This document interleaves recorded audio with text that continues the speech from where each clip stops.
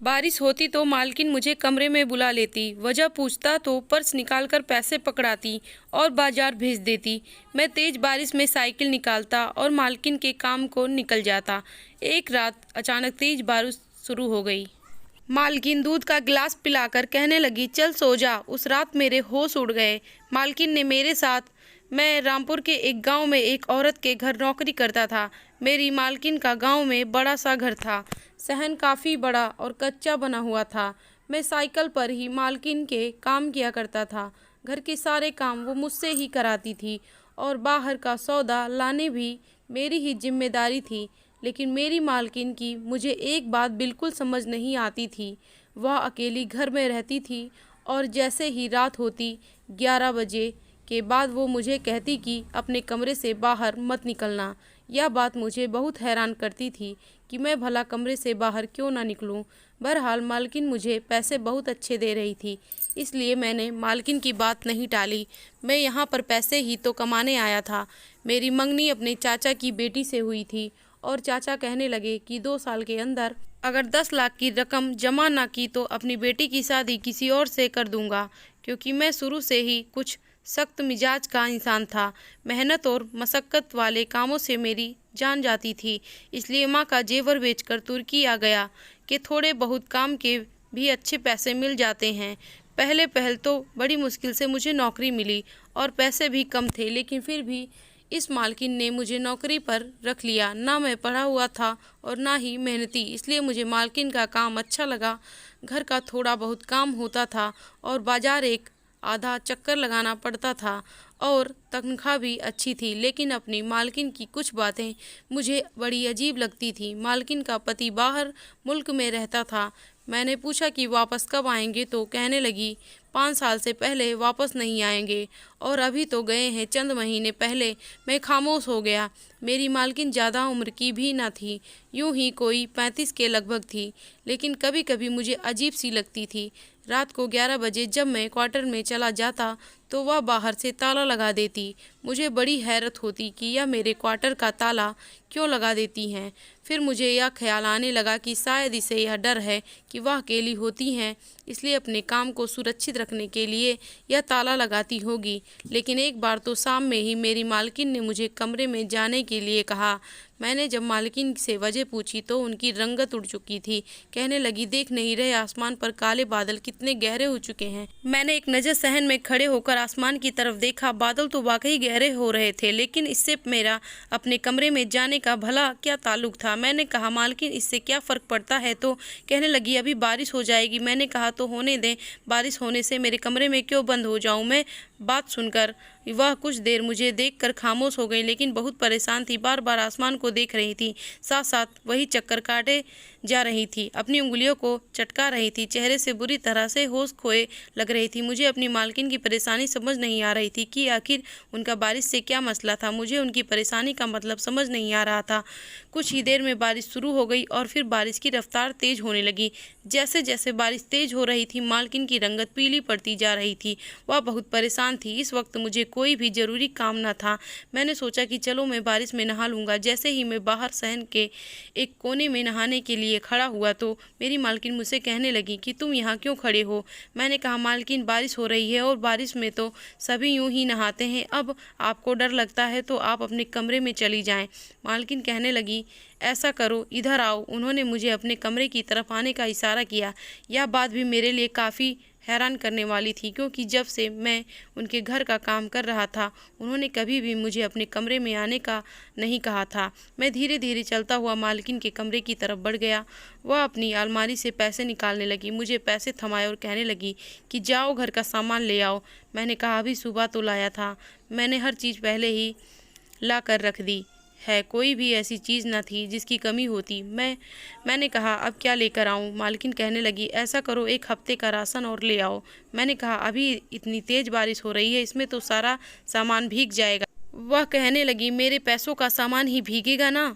तुम क्यों फिक्र करते हो? तुम बस जाओ यहाँ से। मुझे तो इस औरत की अकल पर हैरत हो रही थी। इतनी तेज़ तूफ़ानी बारिश में वह मुझे राशन लाने के लिए कह रही थी। इसमें तो दाल चावल आटा सब कुछ बर्बाद हो जाता। मैंने कहा, मालकिन आपके पूरे सामान का बेड़ा गर्क करना चाहती हैं? इतनी तेज़ बारिश में सब कुछ खराब हो जाएगा। उन्होंने मुझे एक प्लास्टिक का मजबूत सॉपर दिया। कहने लगी, यह पकड़ो और इसमें सारा सामान डाल लेना। जल्दी जाओ, निकलो मेरे घर से बाहर और 2 घंटे से पहले वापस मत लौटना। पता नहीं क्यों मुझे यह महसूस हो रहा था कि मालकिन मुझे बाहर निकालना चाहती हैं। मुझे बड़ी हैरत हुई थी। मैंने पैसे के लिए और जेब में डाल लिए और बाहर चला गया। बारिश का मैं वैसे भी शौकीन था। इसकी साइकिल पर बैठकर बारिश का भी मज़ा लेता रहा और राशन की दुकान पर भी पहुंच गया। राशन वाले को पैसे पकड़ाए और मैंने कहा, दाल चावल आटा जो कुछ भी है वह सब दे दो। जब तक सामान पूरा करो मैं आता हूं और मुझे कोई जल्दी नहीं है। चाहे तुम 2 घंटे लगाकर सामान पैक कर देना। मेरी बात पर वो मुझे हैरत से देखने लगा और मैं बारिश में नहाते बच्चों के साथ मिल कर खुद भी नहाने लगा। हालांकि मेरी उम्र 20 साल थी, लेकिन मुझे बारिश में नहाने का बड़ा ही शौक था। गली में बच्चे नहा रहे थे, साथ में फुटबॉल खेल रहे थे। मैं भी उनके साथ फुटबॉल खेलने लगा। पूरे 2-2.5 घंटे के बाद जब बारिश काफ़ी हद तक कम हो गई तब मैं ही सामान लेकर वापस आया था। सामान भी बच गया था, लेकिन जब घर पहुंचा तो सामने का मंजर देखकर मैं कुछ परेशान सा हुआ था। मालकिन सहन में बैठी रो रही थी। मुझे तो उनके रोने की वजह समझ नहीं आ रही थी। जैसे ही मैं घर के अंदर दाखिल हुआ, मालकिन मुझे देखकर फ़ौरन से अपने आंसू साफ करने लगी। मैंने उनकी तरफ देखा तो उनकी आंखें बहुत ही सूजी हुई थी, जैसे पिछले 2-3 घंटों से वह बस रोए जा रही हो। मैं भी परेशान सा हो गया। मैंने कहा, मालकिन सब ठीक तो है? कहने लगी, सब ठीक है, जाओ यहाँ यह सामान किचन में रखो और मैंने खाना बना दिया है, किचन में ही रखा है, तुम खा लेना। यह कहकर वह अपने कमरे में जाकर बंद हो गई। मुझे बड़ी हैरत होती थी। मेरी मालकिन बड़ी अजीब थी। ना तो वह किसी मोहल्लेदार के घर जाकर उनसे मिलती थी, ना ही किसी मोहल्लेदार औरत को अपने घर आने देती थी। पति वैसे भी बाहर मुल्क में होता था। मुझे समझ नहीं आती कि मालकिन अकेली घर में रहकर बोर नहीं हो जाती। इन्हें तो चाहिए था कि आस पड़ोस में रहकर दोस्तियां बढ़ाएं, लोगों से मिले जुले, लेकिन नहीं, कोई भी मालकिन के घर नहीं आता था। अगर कोई गलती से आ जाता तो मालकिन इसके साथ ऐसा गलत रवैया करती कि दोबारा वह आने का नाम न लेता। यह मानसून का मौसम था, इसलिए 2 महीने तो बरसात लाजमी होनी थी। लेकिन मुझे अपनी मालकिन की यह बात बहुत ही हैरान करती थी कि जब भी आसमान पर बादल छाते लगता कि अभी बारिश हो जाएगी, वह मुझे पैसे देती और कहती कि जाओ घर से बाहर निकलो, सामान ले आओ। कभी कहती कि यहाँ से यह लेकर आ जाओ, कभी कहती वहाँ से वह लेकर आ जाओ। वह ऐसी जगह का मुझे बताती जो कि कोसों दूर होता, जहाँ से वापसी पर मुझे 2-2.5 घंटे लग ही जाते थे। मैं घर आता तो वह रो रही होती। न मुझे इसके रोने की समझ आती थी, ना ही बारिश में मुझे बाहर भेजने की। रोजाना बारिश में नहा नहा कर मेरी अब तबीयत खराब होने लगी थी। आज सुबह से ही मुझे छींकें आ रही थी, बुखार भी हो रहा था। मालकिन ने जब बारिश होते देखी तो कहने लगी, जाकर सामान ले आओ। मैंने कहा, मालकिन मुझे बुखार है, मैं नहीं जा सकता, और वैसे भी घर में अच्छा खासा राशन मौजूद है। महीना भर भी अगर राशन ना आए तो हमें ज़रूरत नहीं पड़ेगी। मेरी बात सुनकर वह परेशान सी हो गई थी। मेरी आंखों और मेरे चेहरे को देखकर कहने लगी, ऐसा करो, मैं तुम्हें गर्म दूध देती हूँ और साथ में बुखार की गोली भी वह खा लो और आराम कर लो। मुझे बड़ी हैरत हुई थी, ऐसी मेहरबानी पहले तो मालकिन ने मुझ पर कभी न की थी। वह सिर्फ मुझे 1 कप चाय ही देती थी और इसमें भी दूध से ज़्यादा पानी होता था, और अब दूध का पूरा गिलास। मालकिन ने मुझे दूध के साथ बुखार की गोली दी और साथ में एक और भी दवा दी, वह शायद नींद की गोली थी। जैसे ही मैंने दूध के साथ दवा ली, कहने लगी, चलो ऐसा करो, मेरे कमरे में जाकर लेट जाओ। यह सुनकर तो मैं बुरी तरह से चौंक गया था। मैंने कहा, मालकिन आप क्या कर रही हैं? मैं आपके कमरे में कैसे सो सकता हूँ? कहने लगी, बारिशों के होने के से मौसम काफ़ी ठंडा हो गया और जिस कमरे में तुम सोते हो वहाँ की छत भी टपकती है। बीमार पड़ जाओगे तो फिर कौन तुम्हें संभालेगा? मैं तुम्हारे इतने नखरे बर्दाश्त नहीं कर सकती, इसलिए तुम मेरे कमरे में सो जाओ। घर में और भी कमरे हैं, मैं वहाँ लेट जाऊंगी। मैंने कहा, मालकिन आप मुझे किसी दूसरे कमरे का बता दीजिए, मैं आपके कमरे में नहीं सो सकता। मुझे यह बात बहुत ही अजीब सी लग रही है और अपनी मालकिन की इस बात पर हैरत भी थी कि वह मुझे अपना कमरा क्यों दे रही थी, जबकि घर में और कमरे भी खाली थे। अगर उन्हें मेरा इतना ही एहसास था तो मुझे किसी दूसरे कमरे का भी कह सकती थी, अपना ही कमरा क्यों? मेरी बात सुनकर वह मुझे गुस्से से घूरने लगी, कहने लगी, जो कह रही हूँ वही करो, जाओ मेरे कमरे में जाकर सो जाओ। मैं बड़ा परेशान हुआ था, इनकार भी नहीं कर सकता था। एक तो बुखार था, दूसरा नींद की दवाई का असर भी मुझ पर होने लगा था। मैं मालकिन के कमरे में गया और बेड पर जाकर लेट गया। 5 मिनट लगे थे कि गहरी नींद में जा चुका था। सुबह जब मेरी आँख खुली तो मेरा पूरा जिस्म दर्द से चूर था। शायद मुझे अभी भी बुखार था। बड़ी मुश्किल से मैं उठकर बैठा था, लेकिन जैसे ही मेरी नज़र सामने पड़ी तो मेरे होश उड़कर रह गए थे। सामने मालकिन खड़ी हुई थी, अपनी अलमारी में से न जाने क्या निकाल रही थी। मेरी कोशिश तो यही थी कि चुप कर कमरे से बाहर निकल जाऊं। जाहिर है यह मालकिन का कमरा था।